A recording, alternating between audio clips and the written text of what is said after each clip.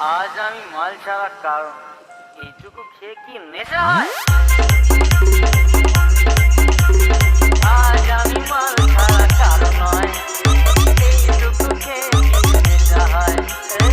আজ আমি মাল ছাড়া কারণ নয়, এইটুকু খেয়ে কি নেশা হয়? বেশ করে খাবো মাল, খাবো আমি বেসামাল, করি না আজকে আজ কাউকেই ভয়।